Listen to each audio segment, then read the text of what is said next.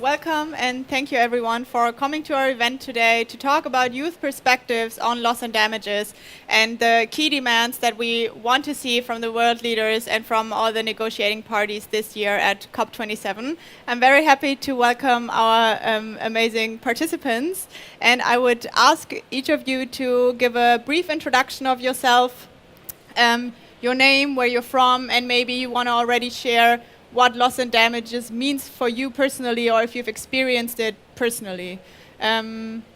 Sophia, do you want to start? Hi, my name is Sofia Gutierrez. I'm a youth feminist activist from Colombia, South America. Well, loss and damages in my country right now, in Colombia we have 3 different seasons, well not seasons, but like 3-month periods of different changes due to our geographical position in the world. So right now we're facing the floods in my country. It's going to be like, it's been historical, the floods in the coast of Colombia. Right now more than 40,000 people have been directly affected by the floods, but then it comes droughtness in 3 months. So it's every time floods and droughtness, and it keeps going. Right now my country doesn't have the resources or the mechanisms to adapt to mitigate the climate crisis. So in my country, the most of the part is rural areas without access to basic energy. Only 53% of the population has access to electricity, and still those are the parts that are most affected by the climate crisis effects. But the climate crisis and the loss and damages also comes with the human rights perspective, taking into account that Colombia is facing an armed conflict right now. So it's both crises at the same time. Thank you, Sophia. Aside from those who are with us here today, I also want to introduce everyone to the 2 speakers we have with us online. I will come to you after we introduce everybody here. So do you want to go next? Okay, hello everyone, my name is Parvez Ali. I'm coming from Pakistan and the Gilgit-Baltistan, the northern areas of Pakistan, the obfuscating mountain ranges, and the second largest mountain, K2, is located in Gilgit-Baltistan. So we are the most vulnerable communities. Either you talk about the globes or the flash floods or the climate crisis that we have been facing since 2010. So I'm representing Fridays for Future Pakistan. Loss and damage means to me, like it means a lot to me. 33 million people in my country are still under crisis. They have been dislocated. They have been pushed to leave their houses, the place where they were born, the place where their ancestors lived, and they were pushed to live in crisis without food, without health care, without even the basic facilities. And loss and damage means everything to me, like the mental peace. I'm coming from a village where I was born, and which is currently under crisis, and I'm one of the climate refugees from back in 2010 when the flash floods hit my village and the house where I was living with my family, and luckily we escaped. We managed to save our lives, but everything we were having that time, the food resources, even the healthcare items, and whatever we had at our house, they just slashed off. So it's a tragic story to hear a person who's coming from a developing country, not even being most contributor to the global emissions, and being among the most vulnerable communities. And I think the people of Pakistan who are currently under crisis would definitely have the same mindset, like as I do speak to you, that 33 million people are out of their houses. They don't have the basic facility of healthcare and food and security. And $40 billion we have lost from our economy, and more than 7,000 kilometers of our roads and infrastructure were damaged in the recent floodings. 7 provinces in Pakistan were hit by the flash floods, and 95% of the total agriculture is under mud. So that's what, in a brief story, I have to tell you. Thank you, Pervez. Farzana, do you want to introduce yourself? Hello everyone, I'm Farzana Farooq Jhumo. I am from Fridays for Future Bangladesh. I also work with Fridays for Future MAPA, which is most affected people and area. Other than that, I am the youth advocate of UNICEF Bangladesh. So when a girl see her school goes underwater, she doesn't lose the education, but also lose the hope for her future. When a girl got married at the age of 13, we doesn't lose a girl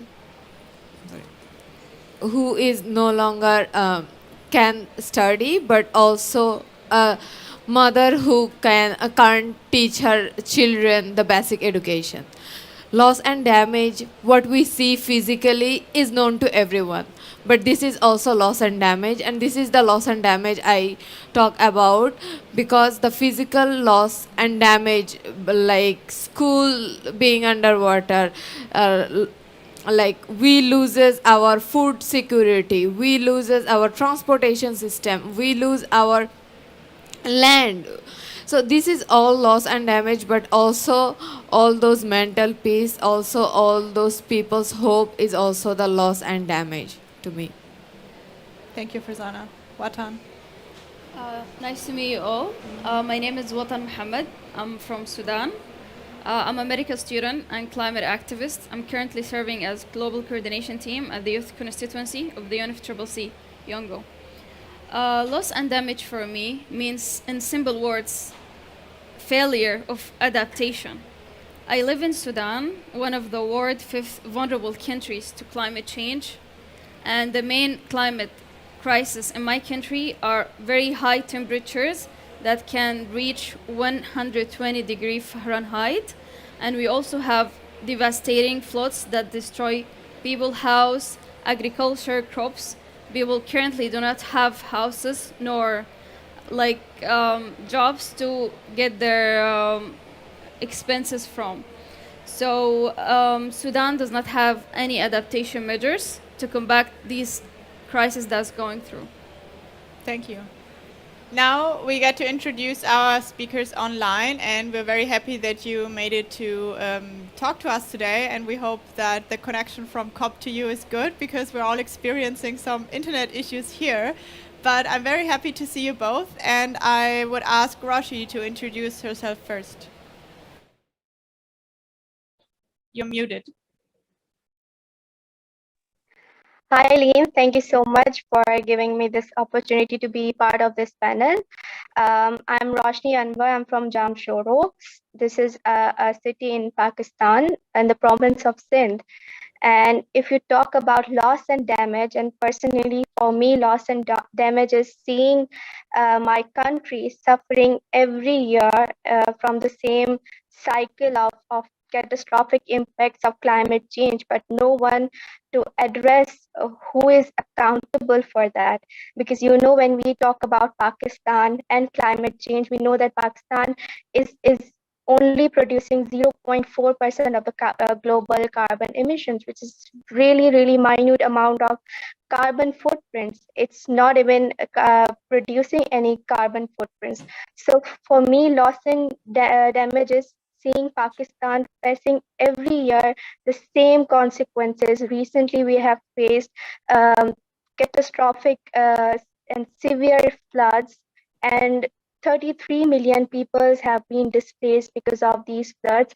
And we see 1 million houses which are damaged and has left many million people homeless. And who will give them their livelihood back?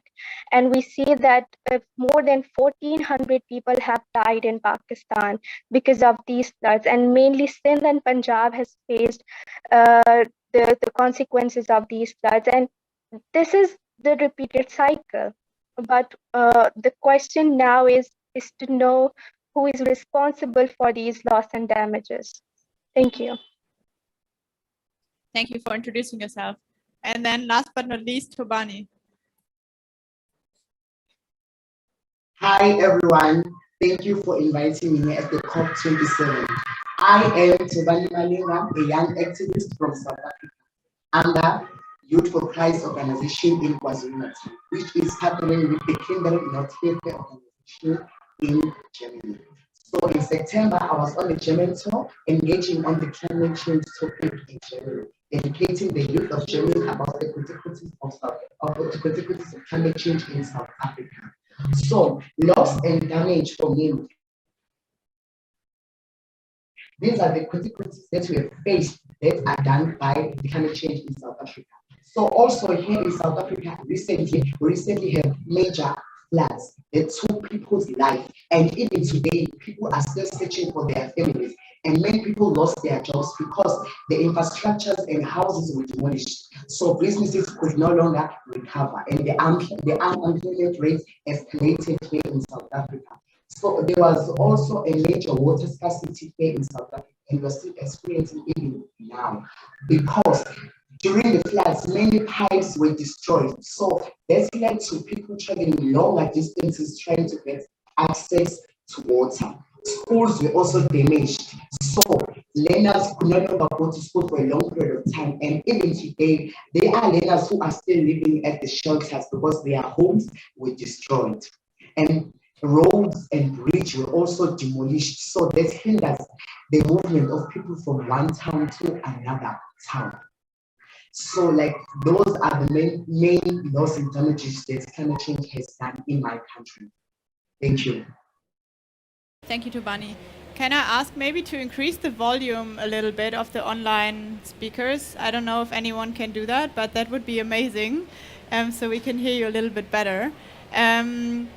Then we move straight into the topic. So we want to talk about what can we do, right? So how can we change the situation of not addressing loss and damage? And the first question we want to ask is, and I would like this to be a discussion, so feel free to jump into each other, is what are your experiences and solutions for strengthening communities and for building up resilience? So we don't only talk about the pitifulness, but actually what we can do to change. And I'm sure you have a lot of different people fighting on different fronts in your homes to actually make the situation better, and what is needed to improve the situation. So it's a tough question, but what would you say strengthens your resilience? Okay, I think I would speak about this because coming from the obfuscating mountain ranges and the beautiful place like northern areas of Pakistan, but there is a dark side of it. Like, say, there is some darkness behind it. The illiteracy rate and the educational system and the students of mostly the secondary school and higher secondary school are out of school just because of the climate catastrophes and because of the economic crisis in Pakistan. That's the reason why most of our youth is unaware of climate change. They think this is a God act, not just because of the religious extremism, or I should say religious beliefs. It's just because of the illiteracy rate and unawareness about climate change. So this unawareness just comes just because of the less interest, or I should say the lesser interest of the government and the international organizations which are taking care of the education system right away in Pakistan. So the loss and damage finance, or the Green Climate Fund, or the loss and damage coalition, or whatever you call, that fund needs to be divided into 3 to 4 parts, where youth should be kept inclusive while addressing or while giving the funds. Not just to make sure that the youth are getting their part to spread the awareness and to prevent the inconveniences when they are representing their country, but also to ensure the education system work properly. In Pakistan, 67 to 70% of the population is illiterate, and that's the big barrier of not getting climate education and climate awareness. We are working with Climate Ministry and Ministry of Education in Pakistan to include the climate education in the syllabus of Pakistan's curriculum, but that won't be enough to just include that in the syllabus and to tell them what climate change is. There should be implementation of laws which are already made, the pledges and the promises that the global north has already promised and has already written in the the agreements like the Paris Agreement, and then later on in the COP26 in UK Glasgow. So these are some points that I think, as a youth delegate from Pakistan, should be addressed on a platform like this. Thank you. I also want to add that we are now in the 27th edition of the Conference of the Parties. World leaders has gathered more than 27 times, and nothing is working. My community and my colleagues' countries, we are living this crisis. Losses damage is just a direct failure of their negotiations and promises and agreements. We need actions now, urgently. I want to bring two perspectives on this topic. The first one, it's short, so I'd like to talk about my personal experience on loss and damage and action. When growing up, my family comes from displacement communities of peasants in the rural areas of Colombia. Growing up, the resources weren't like really good accessibility to our adaptation in the big city, especially my grandma's adaptation in the big city, and therefore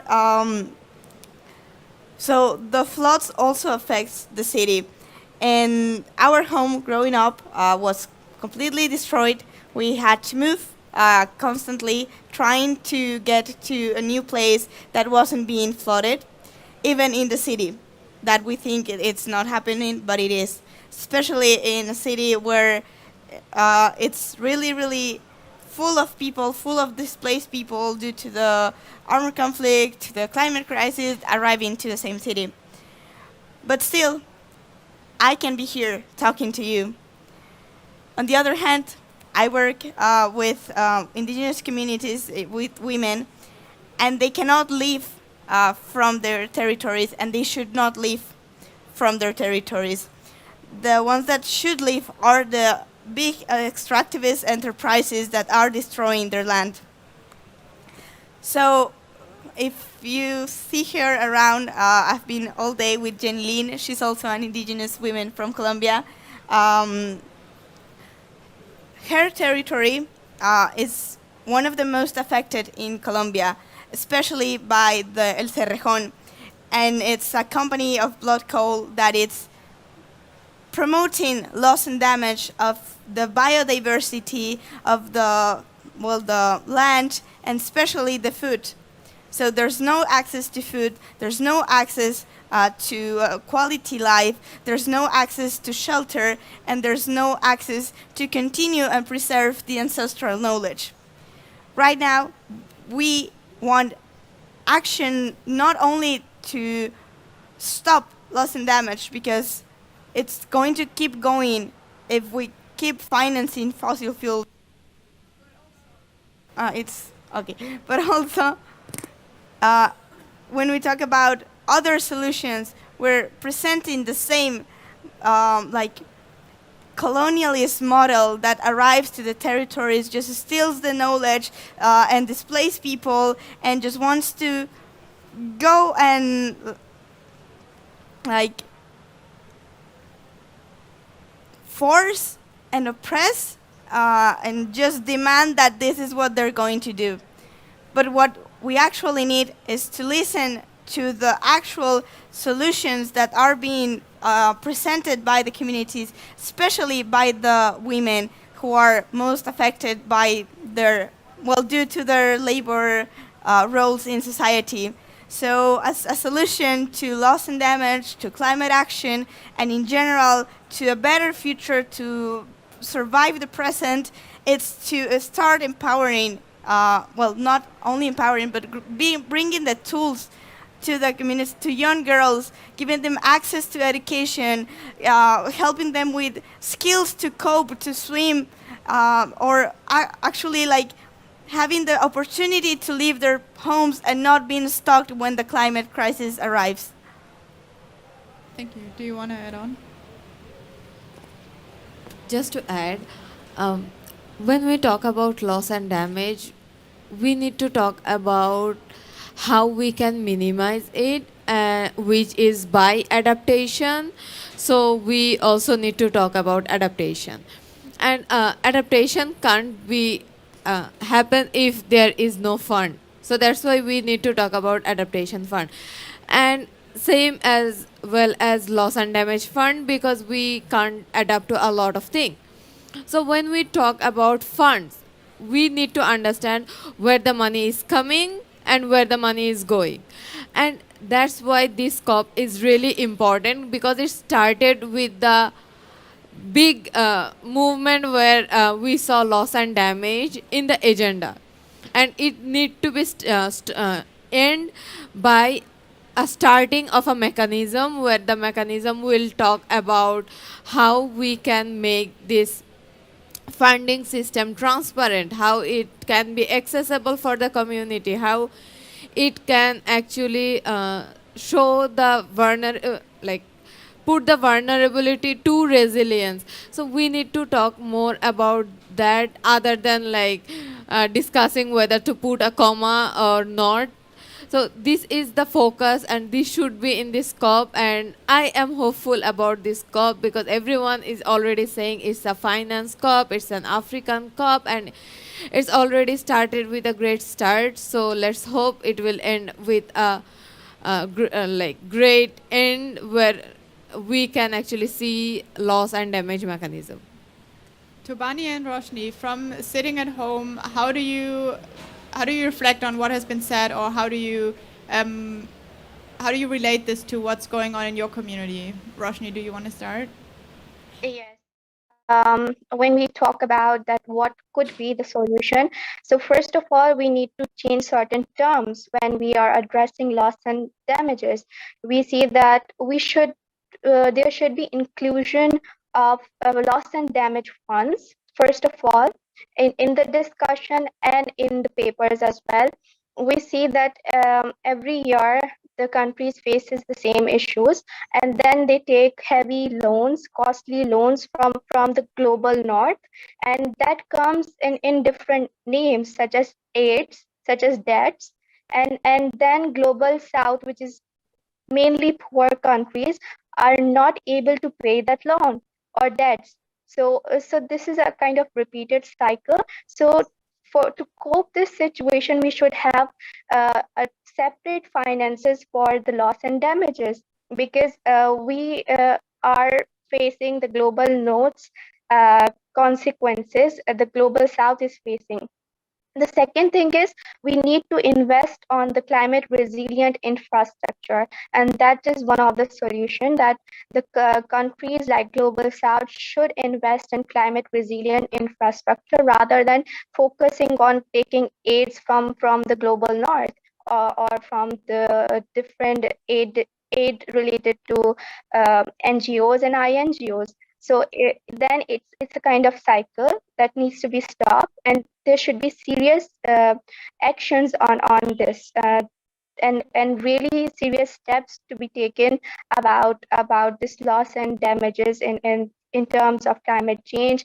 Every year, these vulnerable countries face the similar issues. So there should be investment on climate resilient infrastructure, and there should be an open talk about the loss and damages finances that these countries should be provided when they are facing such climatic catastrophes. Thank you. Tobani. So what has kept my resilient fight against climate change? It is the ignorance of the government and the people on this topic of climate change. So, and also seeing how my country has suffered because of the consequences of climate change. So the solutions that should be done to fight against the loss and damages of climate change, to add on Roshni, is that we also need infrastructures to help us fight against climate change. Like there is a lot of littering done here in my country. So for example, like they can be put like bins in every community so that people could stop littering. And also I want to put more on education, that we still need to educate people more. Like let this be a main topic, talk shows on TV, let people talk about this so that people can really see that this is real.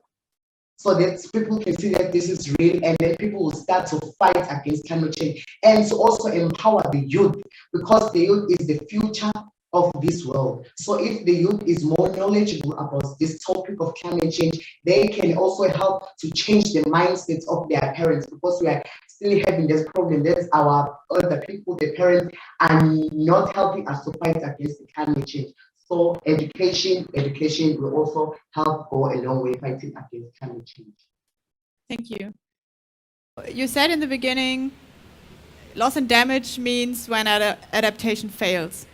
So we talk now a lot about what that adaptation is needed to prevent loss and damages. That makes a lot of sense.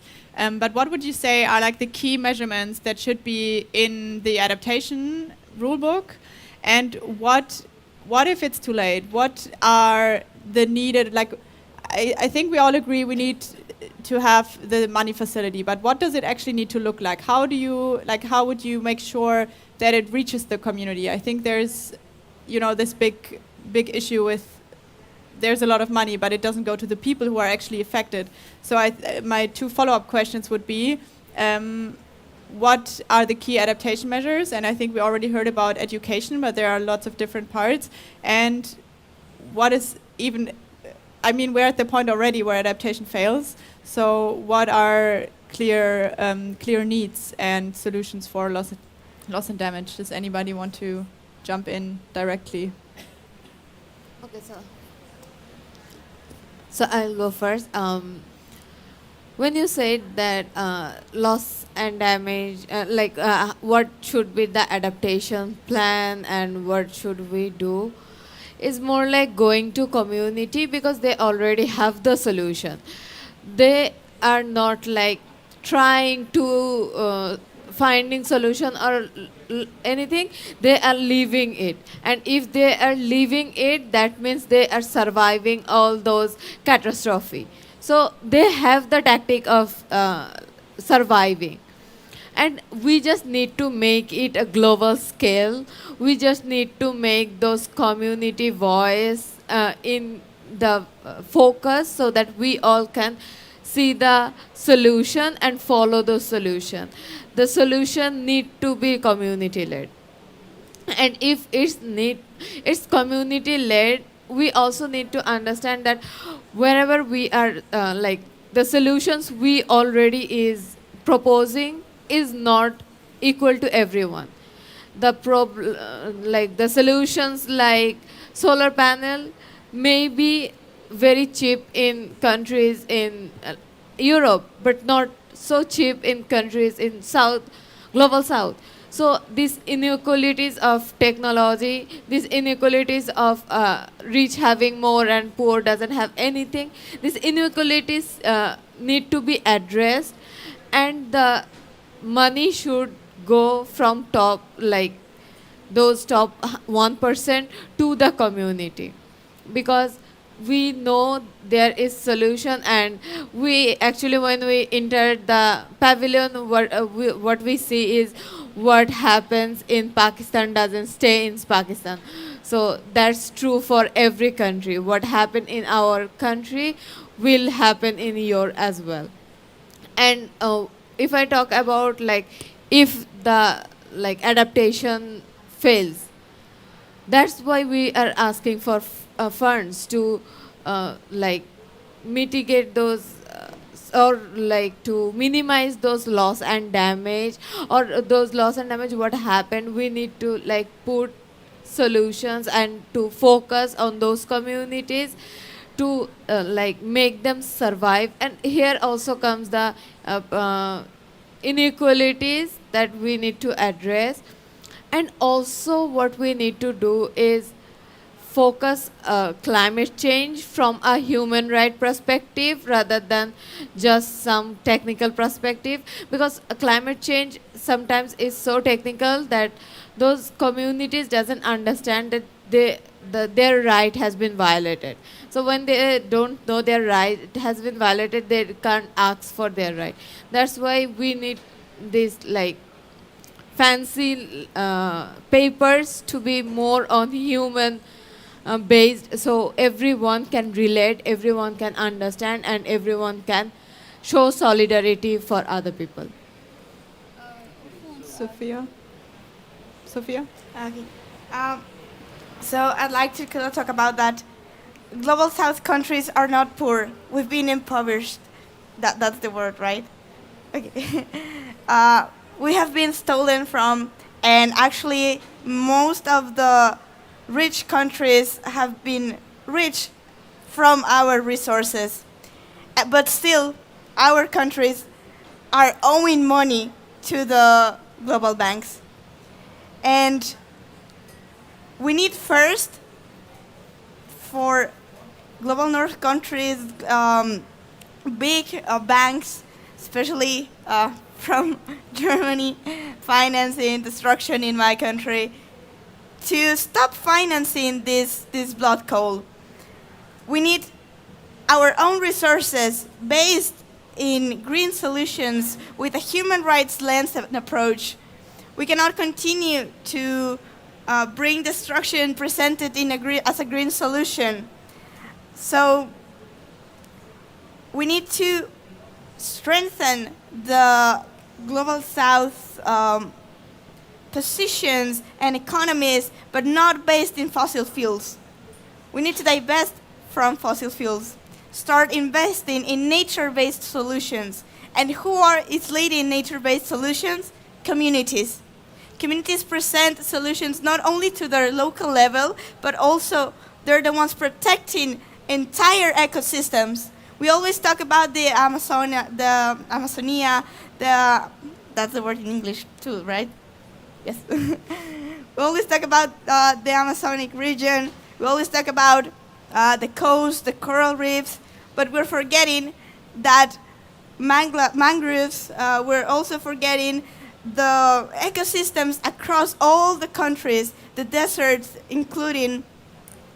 We need to preserve them, and we need to start working hand by hand with the communities, explaining not only this is going to be a new project, so helpful, green energy, but is this right? These are going to be the impacts in the territory. They need to have the necessary tools. Companies need to not violate and actually respect the dynamics from the community, not arrive and give a few thousand local money to buy the communities and then put them against each other to say who's not wanting money for the community. So we need to listen and actually get funds for return the money to Global South countries. The most important adaptation measure that should be implemented is to stop the reason behind all of this. The Global North, the European Union, the US, and the UK need to urgently phase out their fossil fuel. This is the reason behind all this. And then they need to start implementing this as just like they figure out how to reach this development, they can figure out how they can fix all the losses and damage we have been through. They need to mobilize their funds. They need to implement everything. We are youth. We don't know these complex things, but just like how much they figure out how to reach this level of adaptation, of development, they can figure out how to help the most affected people like us. Okay, what we think of the negotiations and the issues we are discussing in the COP, these are just useless. What do you think about, do you think these negotiations take place here? These were already decided 6 months ago, and we are just here just to discuss these things, like the sufferings of our countries and our neighborhoods, just to interact with each other. That's the only thing we are doing here. The negotiations and the decisions are made 6 months earlier, and they will just provide us a document, and then our future has been decided in that document. And as a youth representative from my country, a country that is already suffering, and we are under serious crisis and urgency of financial aids and development in Pakistan, I think the most important thing is we should be on the tables while making the policies. We don't want the policies made for us just in anonymous way.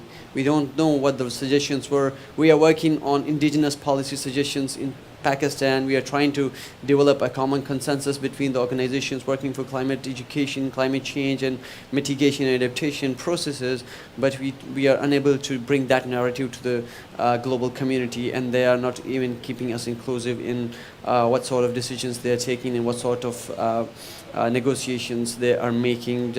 They are just discussing it between like the most powerful economies, and I should say the most polluting economies who are responsible for all these emissions. The most of us would agree that the best adaptation plan ever we have thought about and ever we will think about is to control the emissions. If you're heating up the pot of a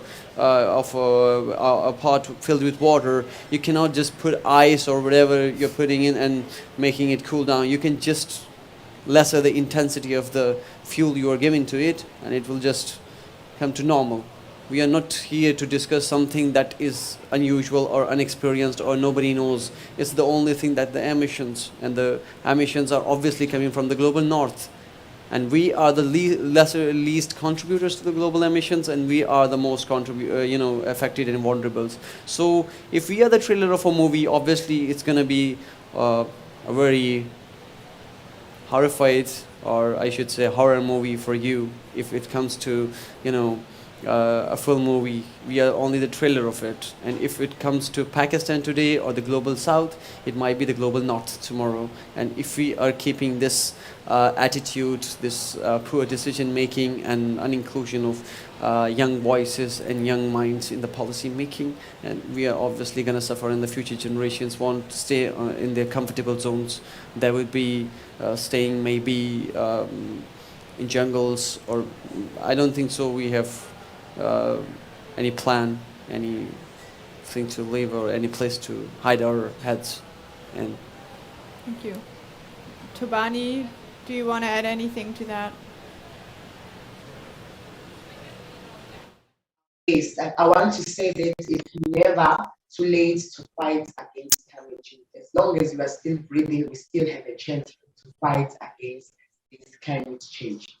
So what can be done is that the world leaders can also invest on solar panels, so that you will not be getting fumes, we will not be getting charcoal and then fumes because of using electricity. So, and then the world leaders should also invest more on using like electric cars and buses that are eco-friendly. So that is how the world leaders will also help us fight against the climate change. And the other thing is that there is money, the things that we do not receive the money in the communities to help us fight against the climate change. So there is a big corruption. Instead of the world leaders should just change their behavior and stop the corruption and help the people with money to fight against climate change.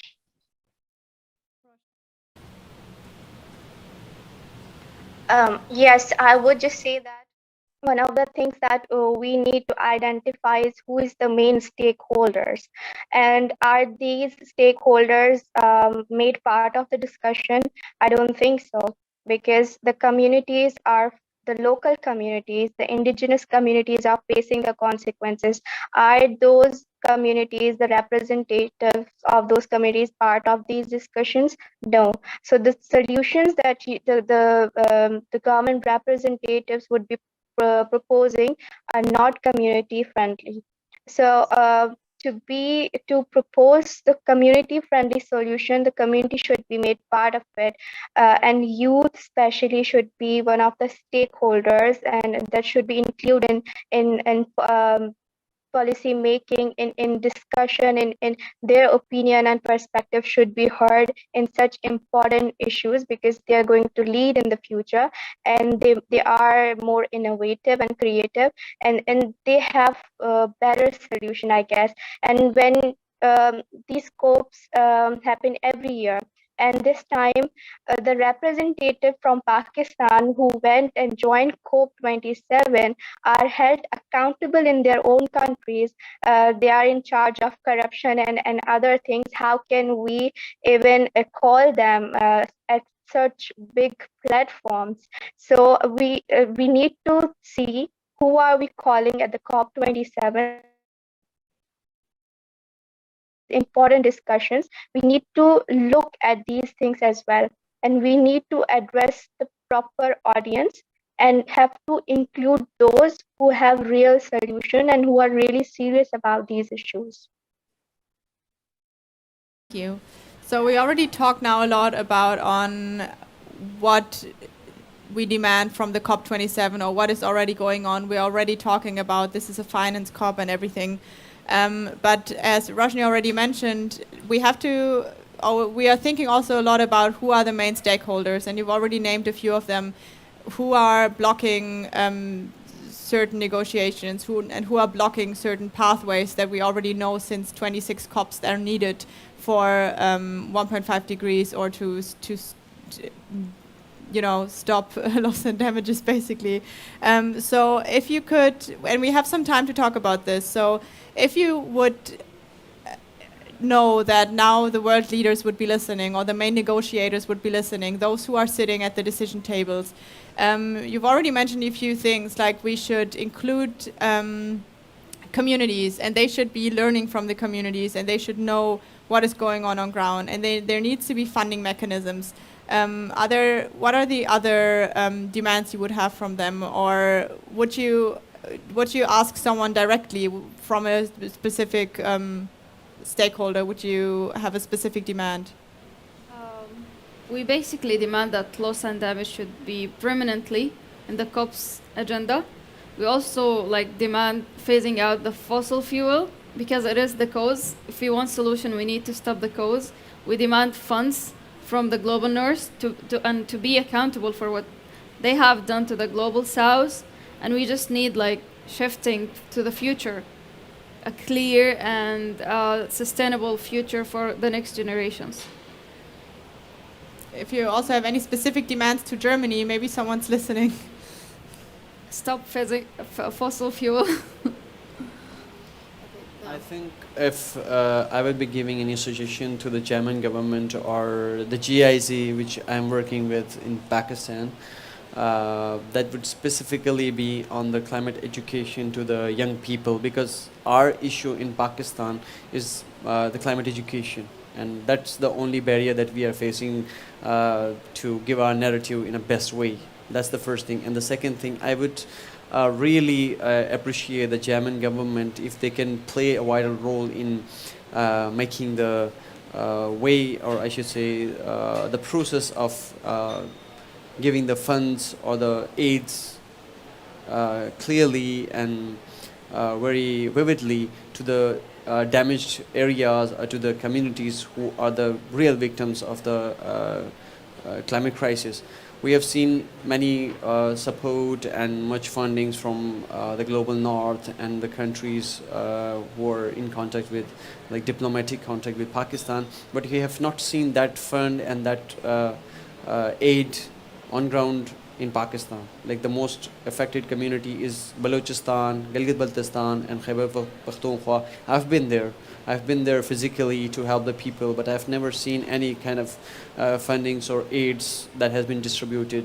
People still are under crisis and still are provoked and pushed to live under the sky without proper healthcare, proper, even I should say, combined as human rights.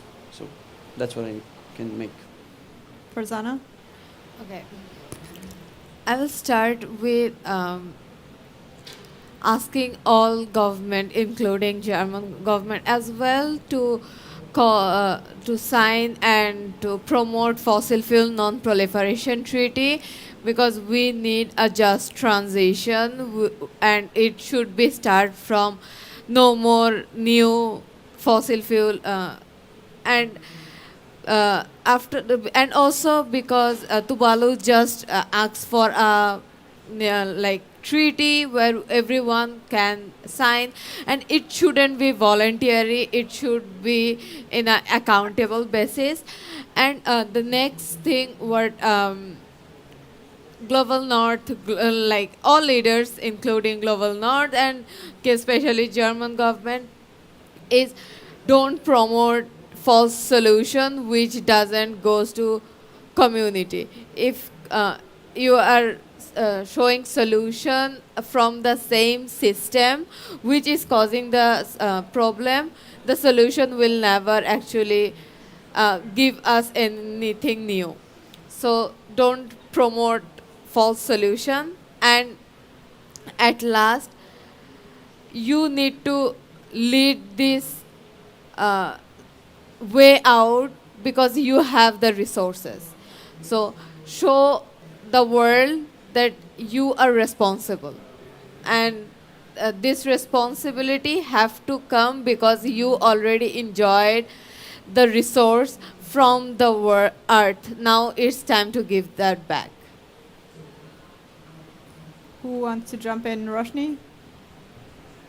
Yes, I would say that I have three suggestions. I would say that first of all, I think that what I see and what I observe in Pakistan is that the whole curriculum is missing this part, that it's not giving the education related to climate change and how serious this issue is.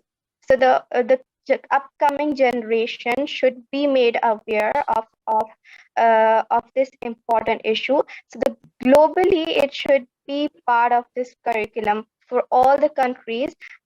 This issue should be part of curriculum so that the generations coming ahead should be aware of what they are going to face in the future as well.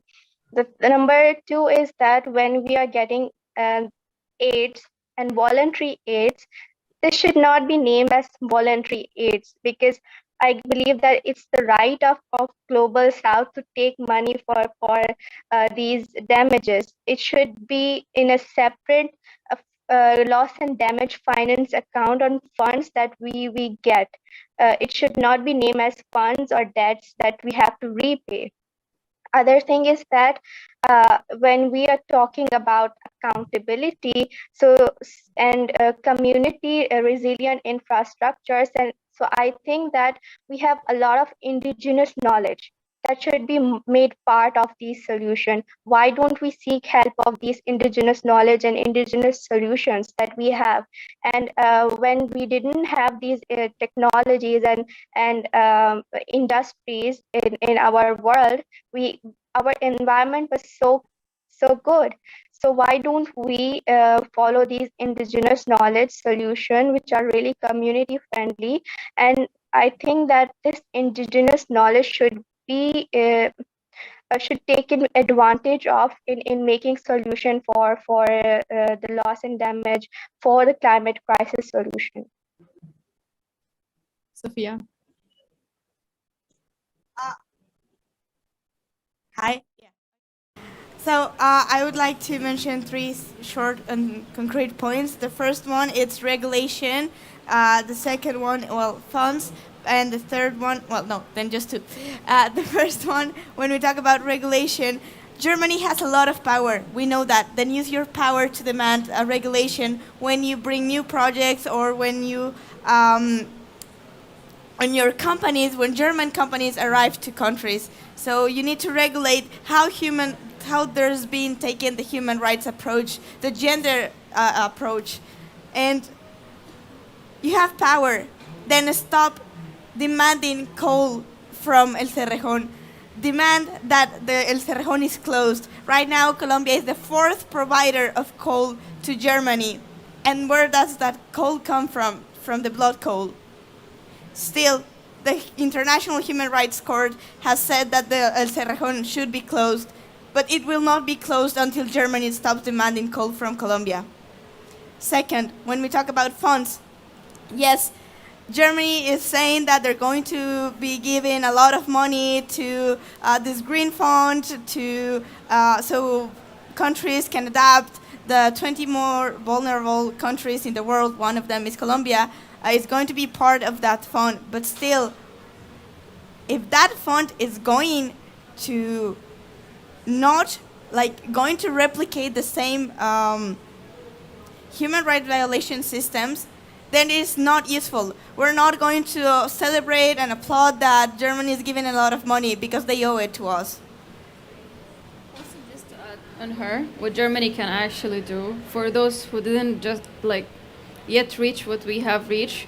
For those who are this close, they can using their embassies in different countries, they can implement like vulnerability assessment, implement urgent early warning systems and adaptation measures for those who didn't yet reach what we have already reached. Tubani, do you want to add to that? Yes, my demands go especially to my also the world leaders. So I recommend that the South African government implement stricter laws against deforestation and to prevent breaking traffic laws for speed limits and to fight corruption by external control structures. I also recommend the government to support the campaigns that are fighting against climate change.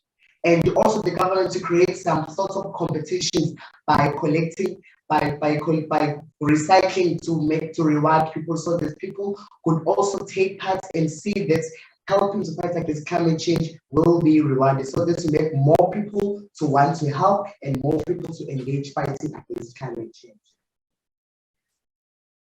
Farzana, you mentioned the Fossil Fuel Non-Proliferation Treaty. Do you maybe want to explain what that is? Maybe not everybody knows. Okay, so can you hear? Okay, so Fossil Fuel Non-Proliferation Treaty is a treaty idea based on Nuclear Non-Proliferation Treaty, which has been signed by all those countries, and now we can see a success that there is regulation on nuclear, so we want a regulation on fossil fuel as well. And the treaty is asking like for three main things, and it has three main pillars, which are at first non-proliferation. That means we will not build any new coal power plant, and it need to be in a way so that we understand who need to phase out and when. And the next is phasing out. So when we phase out, we need to understand that not every country can phase out at the same time. Some country need energy solvency more than anything, because there is world hunger going on, there is energy scarcity, there is water scarcity and related to energy. So we need to understand who have the capacity to phase out and when, and it need to be led by the global north country. And third is just transition. Just transition is based on those community, because when we are, as I said, when we are proposing solution, it shouldn't be false solution like carbon capture with where the carbon capture will be in the land of indigenous people, or about those mining those miners who actually need to shift to another job. So it need this phasing out from fossil fuel need to be in a way so that it's just to the community, just to everyone.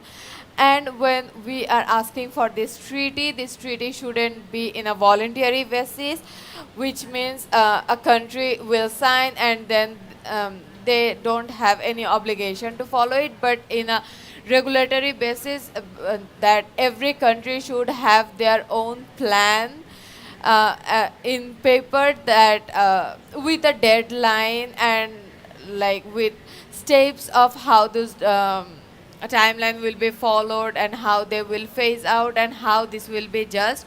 So everything should be figured out in this treaty, and every country should have some regulation in paper and also in practice. And this has been working on for a long time, and already countries like Tuvalu and other small island nation has already asked for it, and there is like already 40 countries, 40 cities which has endorsed fossil fuel non-proliferation treaty, that those cities want their government. So when the cities, the mayors are asking for it, we want it need to be like a global system, and that's the like idea of this treaty. So we see right now that this COP is being used to greenwash gas, and that there is a lot of expansion of fossil gas in African countries, specifically also on the demand of Europe and also specifically on the demand of Germany. After the attack on Ukraine started, there's this energy crisis going on in Europe, and the people are scared of losing their access to I don't know how to say it, like safe energy, that they always have a demand of energy. But we also know that the biggest use of this energy is for the industry. So it's not like we don't have enough energy to heat people's homes or to drive with a car. We use a lot of energy in the big companies and the big industries that Germany relies on to have so much money, basically. So now Germany is trying to build new gas partnerships with Senegal or Egypt, for example, to become independent from Russian gas. But by that, they cause lock-ins of other gas resources, and they're trying to make it look like gas is the intermediate solution, while it might harm countries on the long term when they are locked into then gas expansion. So how would you say, can we address that specifically? Because everything that we're saying here, the German government is also saying, like the negotiators, they are also saying we need loss and damage funding and we are trying our best. But then on the other side, they are still enhancing the exploitation. Do you think it would help if they would talk to the indigenous communities? Do you think they would actually listen, or what do you think is the root of this not fitting together? I will actually start because first of all, I believe German people are smart. So when they are smart, they can understand that dependency shifting doesn't mean independent. So when we are talking about depending on gas to be independent, it doesn't make sense. And when we are seeing this dependency and it actually are causing this like energy scarcity, or at least Germany is concerned because we see that when we are depending on fossil fuel, which is definite, so it will finish one day, like if we are not talking about any other climate problem, this fossil fuel will finish one day. So we need to look for solution which is like give us in a solution in a long run. So if we are using gas as a bridge fuel, that's what we call gas as a bridge fuel, which also like my country is trying to do, is going for gas, which doesn't make sense because when we are going for gas, we know after 50 years we will come to that point again where there is no gas. So then where will we go? We need to like find solutions which have more concrete result for future. We need to see future as long, not like 50 years. This is not the future we are expecting. And also what you said about connecting indigenous people, yes, this is a given because they already have the solution. They make their own energy, they make the sustainable way of their living. And I don't think, because okay, whenever we talk about we need gas or we need energy, is kind of like solar can't do grid system or solar can't produce that much which can support the grid. But this indigenous community shows, these local communities, these vulnerable communities has shows that how they can make their own energy in their own self, like in a small scale, to sustain themselves for years, where there was like this industry has started 150 years, but they have sustained them for a long time. So they are showing the result of future being far, and when I'm seeing ambition in solidarity, we need to like put this solidarity with indigenous people. Sophia, I think you wanted to say something. Yes. Okay, so sorry, I lost it a bit. Okay.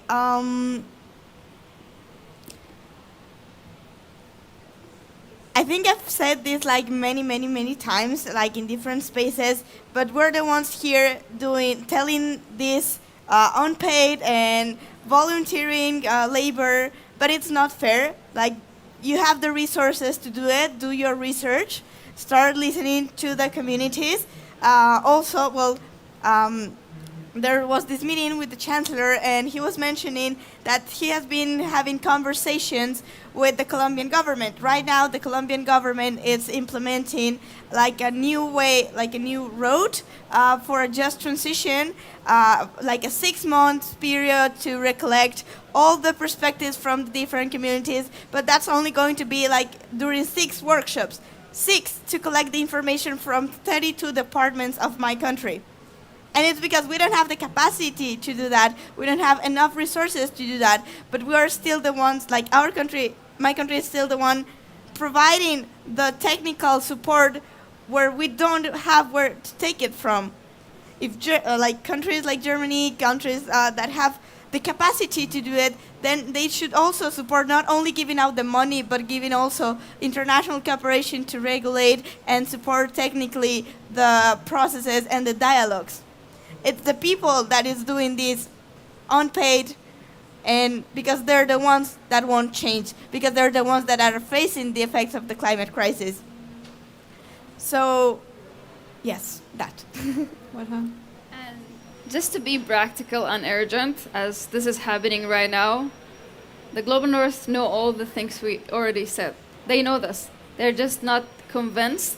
They're not ready enough to prioritize something else over their profits and their economy. They know all this.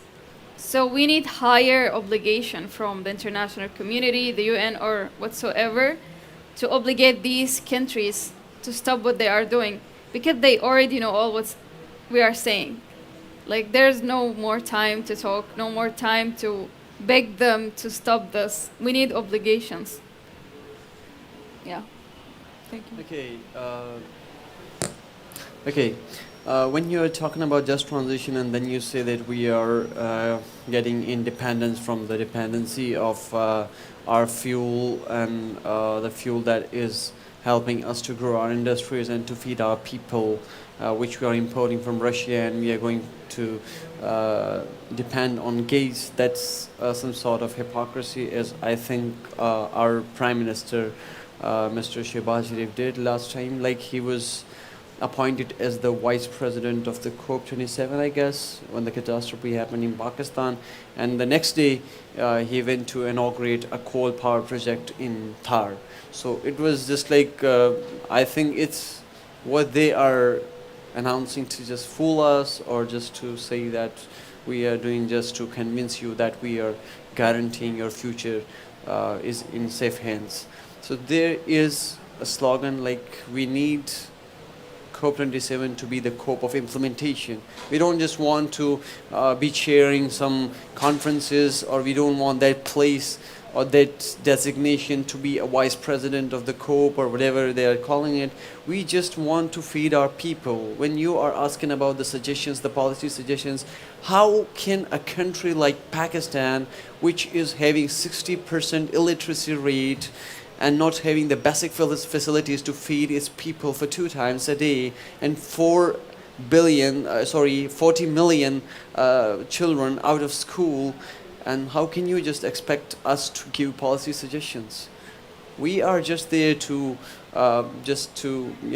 compensate the people, the victims who are under crisis. We want the global north, especially the big economies, the giant economies like Germany and USA and UK and Russia, all over the world. We just want them to help us, not to keep us indebted. We are under crisis. Like, we have 5,000 and some hundreds of billion US dollars of debt on our country. Like the economy is dying, and we have already lost 40 billions of the US dollar from our economy. So how could you expect from a country like Pakistan to be in the policy and to bring up some suggestions and to be on the road to make a think tank where we can actually work on policy? So this is not possible for, at least for a country like Pakistan and country where I'm living. We just want the reparations to feed our people, to ensure the better future and to ensure the health care they are in need of. Just an important point. If it is too late and we are out of solution, Germany and the global north need to be ready to welcome all the migrants from the global south who were displaced because they were out of lands, they don't have food. They just need to be ready to welcome them. Tobani and Roshni, are you still there? Do you want to add anything? Okay. Yeah, we can also to the last question. So I think for now we're also inviting the audience to raise questions. If you have any questions to the panelists or any additions or any comments or thoughts on the question. So we're talking a lot about how we can work together and how we can listen to those who are already affected because they know the solutions and they know how it works and what actually works in communities, because we are not able to tell that. So the question is, but now here in the German Pavilion, as people potentially from Germany or from rich countries or in these privileged positions that we are in here attending COP, how can we take action to support the demands and to fight alongside those communities that are fighting on the ground? What can every person basically here do to make sure these demands reach the Chancellor, the main negotiators of Germany, the other G7 countries, and all of that? I don't know if there are already any questions or if there were any questions in the chat. No? Okay. Then I would like to answer this question first. I think people from Germany should not come to the COP just to address what they can do for us, for the global south, or even for themselves, because the future is theirs and ours as well.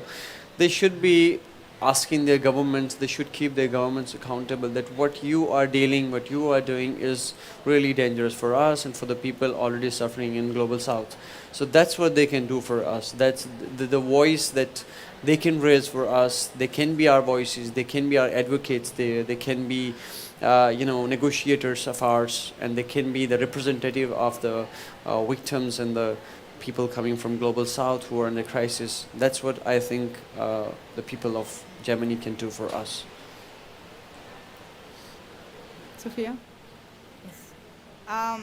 This might be a controversial statement, but we don't need too many Germans here. We need them to give the spaces to global south people, especially the most affected people in areas.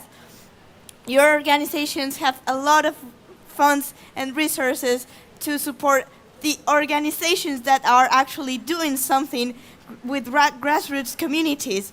So it's not about arriving to the community saying, oh, we did this, we are your saviors, we are going to help you. No, give the spaces, give the technical support, give the support that we need.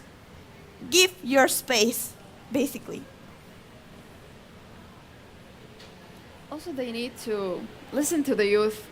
When it comes to youth, there is no global south or global north, because we were the first who were affected, but even the youth in the global north, they will reach some point that they will feel this in their countries. So they need to listen to youth because they work collectively, because they are concerned about their future. They will figure out solution. They just need to listen to them, give them the space to talk. Roshni or Tobani?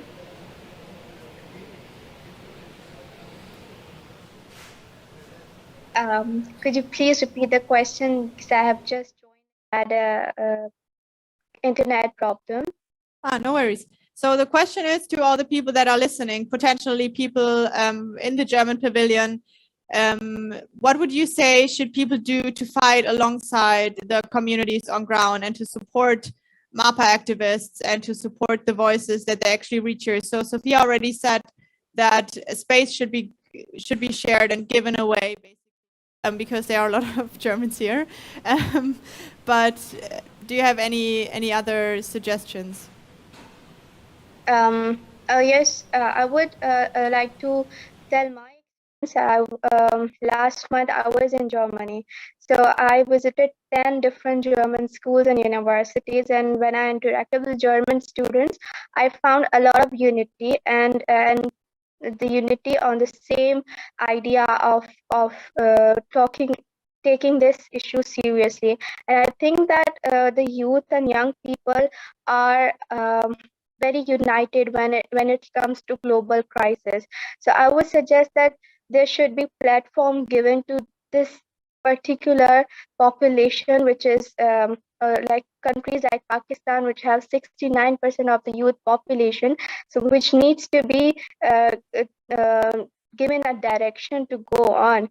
And this is an asset for Pakistani, so it should be involved in a very positive direction. And I would say that such platforms should be created where a good discussion should be held, and this huge population of young people should be involved in such important discussions. Thank you. Would anyone like to add something? We can do? What should everyone take away from this panel today? We should share the space, give the money. Yeah. I will just say follow this slogan, ambition in solidarity. So show solidarity to the people who are on ground, wherever they are. And adding on to your point, what you raised on welcoming the migrants, so I think that is a key point that we might be able to see here in Egypt, as it's such a visible example of the interconnection of human rights and climate justice, is that in all the human rights policies, but also in all the climate policies, we need to integrate each other. And for example, what we see right now with the humanitarian program that Germany opened for Afghanistan, it doesn't cover climate activists.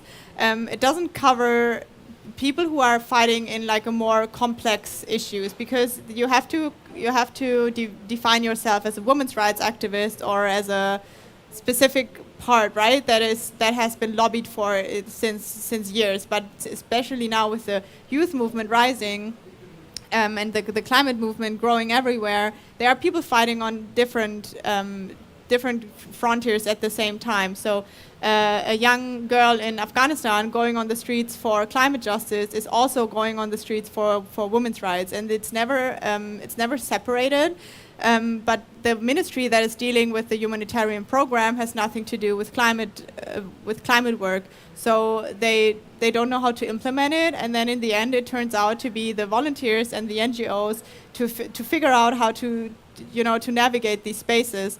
But we need to make it very accessible, first of all, that people understand what is in these fancy papers, and then on the other side make sure that it actually covers the needs, because they grow more complex. But on the other side, it might be actually more easy if it's brought for human rights and climate justice, and it doesn't have to be super picky of we just take this person because they're super vulnerable, but there needs to be a common ground of solidarity, I think. Yeah, and it's not only the global south, even the global north, some of them are affected. And even if it's not extreme now, sometimes will come and it will affect them too. Even if they reach highest level of development, nature and earth doesn't know this. It will affect them eventually. So it will come to them. They need to know this. And I think that is now a personal opinion, not a moderator. But we saw last year in Germany, actually, with the floods, that the slogan "Ambition and Solidarity" is maybe true for a week or two. And there's a lot of media coverage, and there is a lot of ambition in media coverage. And there's a lot of solidarity when it comes to posting and when it comes to framing yourself around being in solidarity. But it's not in practice. People in Germany have no idea how to actually stand in solidarity, like at least not in the climate movement, and not in the climate policies. And I think this is something at least that I see a lot in international work, is that it really shows who actually shows up and stands in solidarity, and who only stands up when it looks good, basically. And I think we really need to learn this from somewhere, because people obviously don't know how to do it. I just want to I want to add something. Roshni. For one of the reason I think that they don't know is that the proper media coverage is not being given. When I visited Germany, I realized that most of the people didn't know that what's going on in Pakistan. And I thought in my mind that people would know that this country is suffering such severe floodings, but nobody actually knew what was happening in Pakistan except few people. So I think that there was a lack of coverage given to this specific topic, and this is really important. If you're not highlighting such issues on media, and people are not aware of what's happening at the other end of the world, then how would they take some serious issues? Sophia? Yeah, I wanted to also add to the receiving migrants situation, because, well, in Latin America, usually people goes to the U.S. because it's the closest thing, but still it's really, really dangerous. So people are forced to leave their countries due to climate disasters, due to social issues, that they're both interconnected. Then they arrive to the U.S., but they're also forced to leave where the precarious situations are most visible, more visible. For example, I was listening one today that usually in Colorado, I don't know, Colorado. There's this fracking project, and usually the people that lives around the fracking project are Latin American migrants that they were forced also to leave from their territory, and they live there because they need to depend to find a job that's not going to deport them, because they're being somehow exploited. They're also being with the constant fear that something is going to happen to them due to the fracking processes. So it's like going around facing the worst case scenarios, but no one actually is doing something. So if you receive migrants, receive them with the quality life, with dignity and the respect of their human rights. Exactly. So we have to fight the criminalization of climate activists, but then also the criminalization of climate refugees, because this is extreme in Europe, the criminalization of refugees and the pushback against that. And there's not a good political strategy at the moment in Europe against the growing fascism and building up the borders. So I think it's very, very helpful that we see this point raised in many different areas, and people are hopefully understanding that the interconnection between climate justice and human rights is not debatable, but it's at the center. Does anybody want to add anything right now? Or some closing statements if you want. Just a last thing for everyone, for the audience. Start with yourself. Stop using plastics, cut meat and dairy. Just start with yourself. Talk to people. Talk about what's happening in our communities. If they don't know, use yourself and then advocate for the higher people.